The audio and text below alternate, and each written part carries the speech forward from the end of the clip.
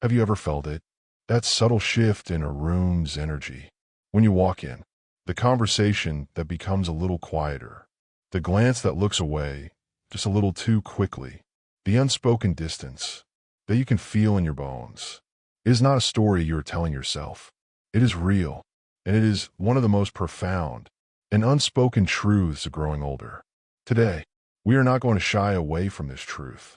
We're going to look it directly in the eye, not with anger or with blame, but with a deep and honest curiosity. We will explore the brutal, human reason why some feel uncomfortable around a life that has been so richly lived. And you may be surprised to learn that it is rarely a reflection of who you are, and almost always a reflection of their own fears, their own questions, and their own journey yet to come. This is a story about bridging that distance. It is an invitation to understand the silence and to find the connection that waits patiently on the other side. Stay with us. Let's begin with the most fundamental truth, a truth that deep down we all know but find hardest to admit. When someone feels that silent awkwardness in your presence, that subtle, uneasy dance of not knowing what to say, it often has very little to do with you. It has everything to do with the reflection they see in the mirror, a mirror that, unintentionally, you have become. It is a reflection of their own finiteness. Think of it this way. They see hands that have worked, loved, and built a life. Hands that have held children, turned the pages of books, tended gardens. But their mind, conditioned by a world that worships the new, translates this story into a single word: fragile. They see eyes filled with decades of wisdom, eyes that have witnessed history unfold, that have seen seasons of joy and seasons of sorrow that others can only read about in books. But their fear translates this depth into tired. They see a pace of life that is unhurried, profound, a pace of life that has earned the right to rest. But their own anxieties, their own rush through life, translate this peace into slow. This is not a judgment of you. It is not a lack of respect. It is a primal human reaction to the undeniable truth that their own body, the body they are living in right now, so full of energy and purpose, will also one day change. It is a conversation with their own future. And for many, they are simply not ready for that conversation. They are not ready to admit that spring does not last forever. But this mirror reflects more than the physical. It reflects time itself. We live in a culture that is constantly screaming to be noticed, for speed, for productivity, for the next new, shiny thing. It tells us every day, through every screen, every ad, that our worth lies in what we do, how fast we do it, and how much we can produce. Your presence is a quiet yet powerful contradiction to all that noise. You represent a different kind of value, the value of endurance, the value of perspective, the value of simply being. And to someone caught in the relentless current of modern life, your stillness can be profoundly unsettling. It is like a sudden deep note sounding amidst a blaring song. It forces them to stop and listen. It is a silence that compels them to ask a question they may have spent their whole life trying to avoid. The question is not, what should I say to this person? The question that echoes in their soul is all this rushing really taking me somewhere that matters? When my race is over, what will I have to show for it? Have I truly lived, or have I just been busy? So this awkwardness, this uneasy silence, is often the sound of a person grappling with life's biggest questions. Questions of time, of purpose, of the true meaning of. But the roots of this discomfort, they travel deeper than our own personal fears. They wind their way back in time, through the soil of our families, and into the very bedrock of our culture. To understand the distance we feel today, we must look at the distance that was created yesterday. Ask yourself this: how did your parents speak of their parents? How did your grandparents treat their own elders? Were they pillars of the family, revered for their wisdom, their stories sought after like treasures? Or were they quietly, respectfully, set aside, cared for out of duty, but not truly seen? A responsibility to be managed, rather than a presence to be cherished. Be honest in your answer, because the patterns we witness in childhood, they do not simply vanish. They become our inheritance, an unspoken blueprint for how to love, how to grieve, and how to grow old. This is a form of generational trauma, not the trauma of a single violent event, but the slow, quiet trauma of disconnection, of value being misplaced, of wisdom being exchanged for productivity. A century ago, and for centuries before, the elders were the libraries of a community. They held the stories, the skills, the history. Their value increased with every year they lived. But then, the world began to spin faster. Factories demanded young bodies. Cities pulled families apart. The home, once a place of 3 or 4 generations, shrank to just the parents and the children. And slowly, subtly, the story changed. Old age was no longer seen as the peak of wisdom. It became a problem to be solved, a condition to be managed, often behind closed doors. We, their children and grandchildren, inherited this new story. We absorbed it not through words, but through what was left unsaid, through the visits that felt more like obligations, through the conversations that skimmed the surface, through the profound, uncomfortable silence that filled the space where connection was supposed to be. This creates a deep and painful intergenerational conflict, not a conflict of arguments and angry words, but a conflict born of a widening chasm, a chasm of experience. Your world was shaped by post-war optimism or the quiet struggles of the Depression. Theirs is shaped by the internet, by instant information, by a reality you can barely recognize. A chasm of communication. You learn to speak face to face, to read the subtle cues in a person's eyes. They learn to communicate through screens, with acronyms and images that fade in seconds. A chasm of values. You learn the value of patience, of loyalty, of building something to last.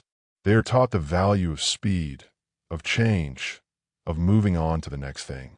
We stand on one side of this chasm, and they stand on the other.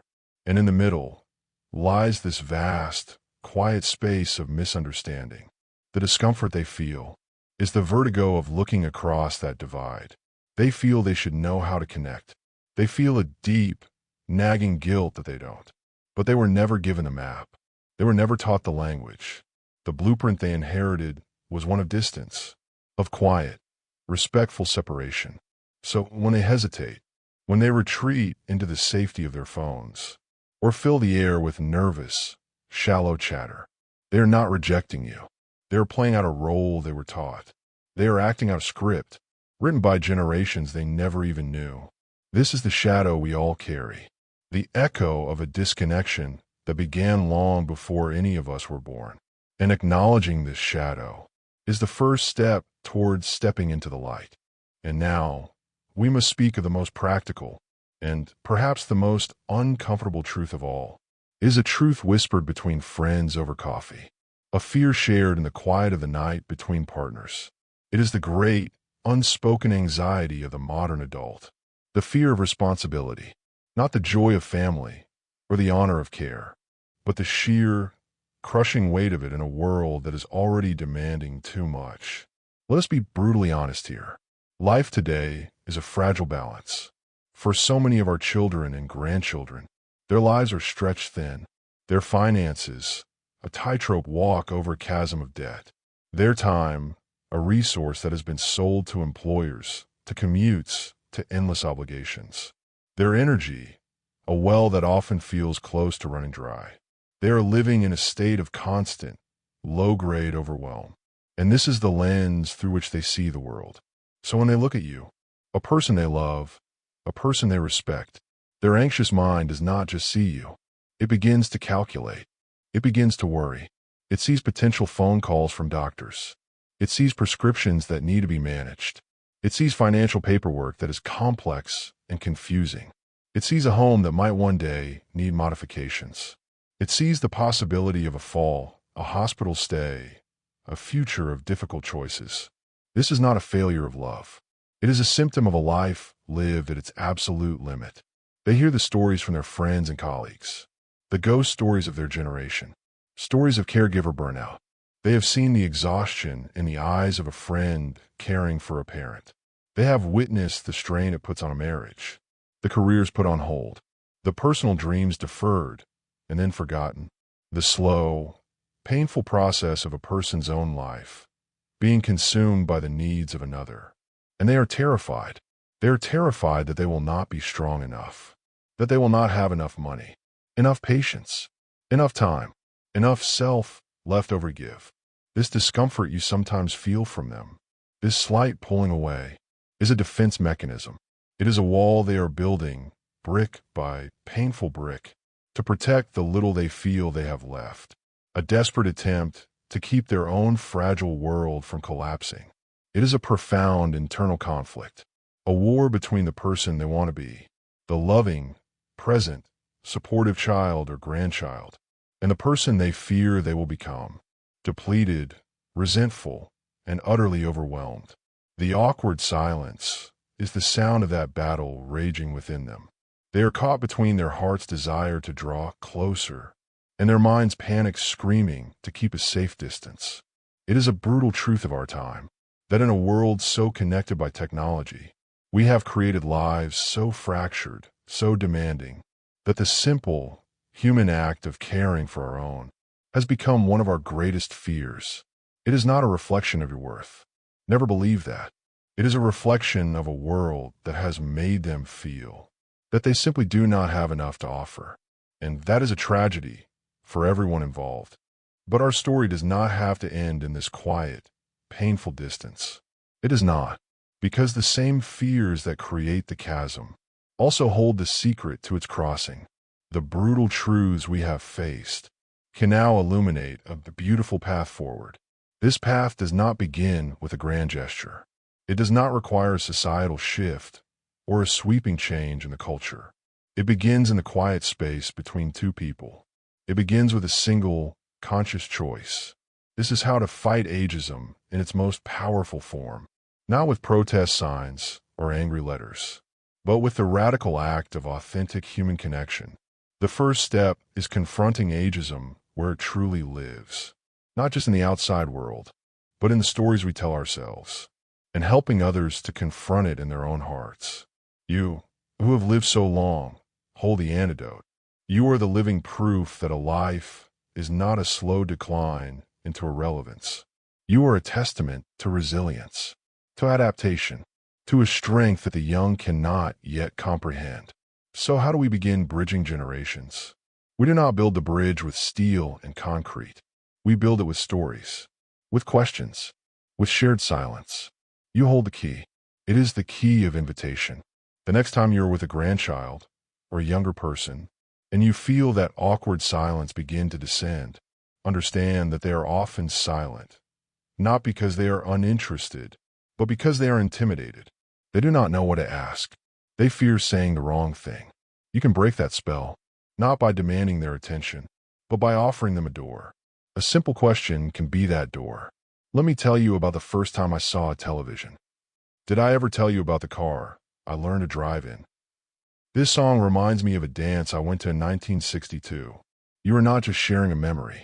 You're giving them a gift, a tangible piece of history they can hold in their hands.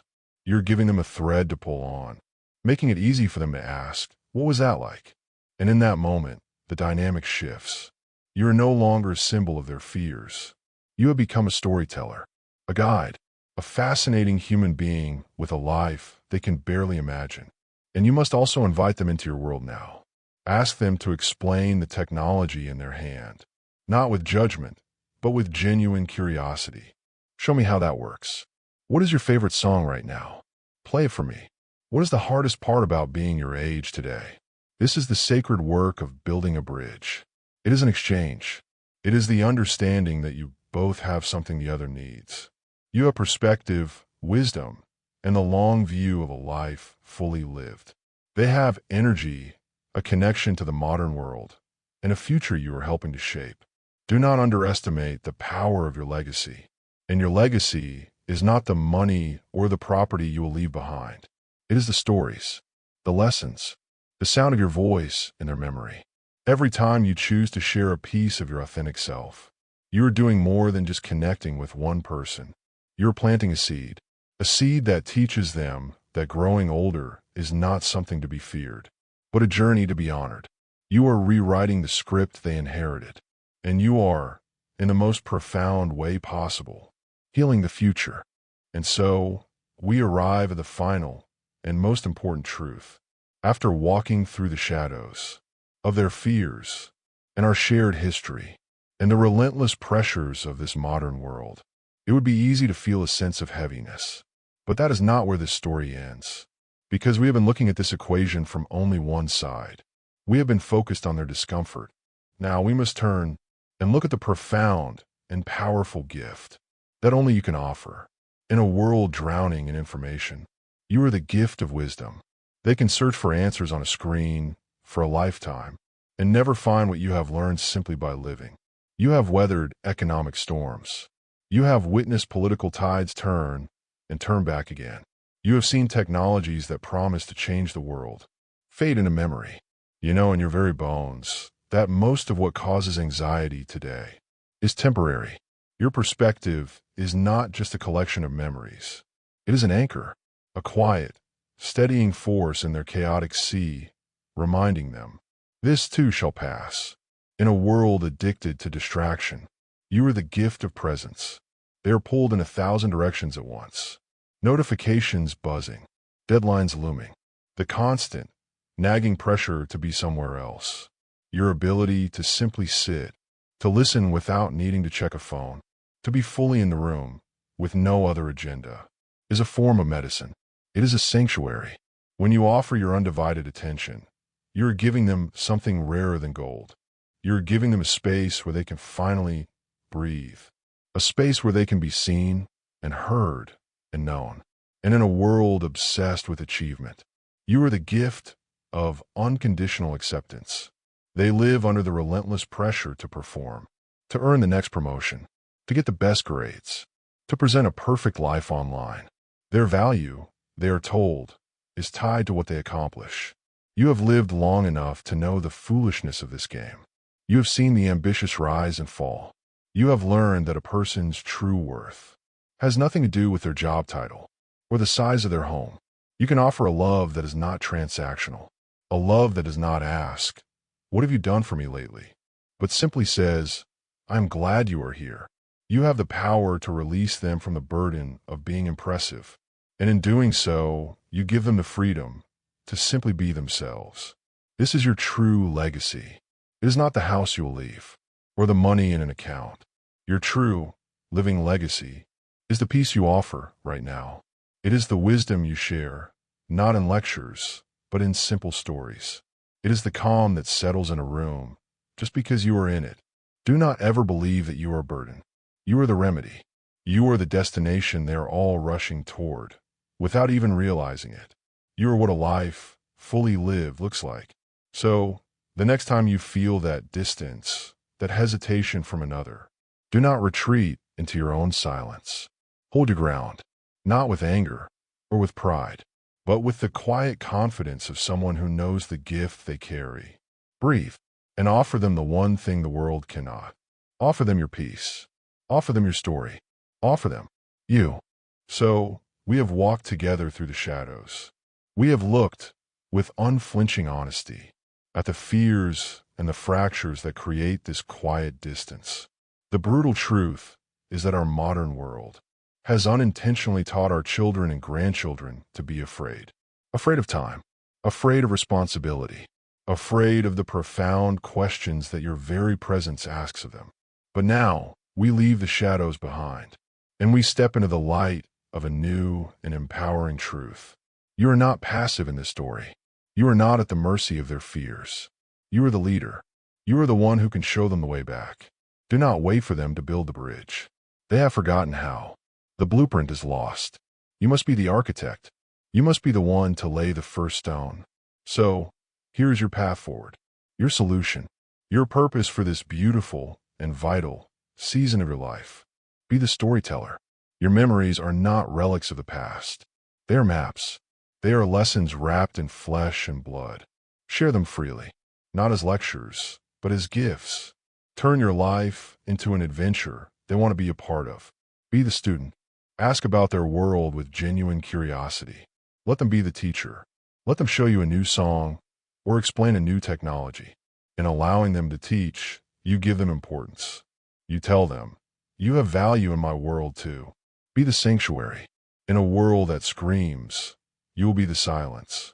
Cultivate a peace within yourself that is so profound, people feel it when they are near you. Let your home be a place where the frantic pace of the world stops at the door. Become a haven where their exhausted souls can come to rest. This is not a passive waiting for the end. This is the most important work of your life. You are the antidote to the anxieties of our age. You are the keepers of wisdom, the anchors of peace. Reframing the end as a beginning means understanding that your greatest contribution is not in what you did, but in who you have become. Go forth, not as a memory of a world that is gone, but as a necessary, powerful, and healing force in the world that is. Your work has just begun.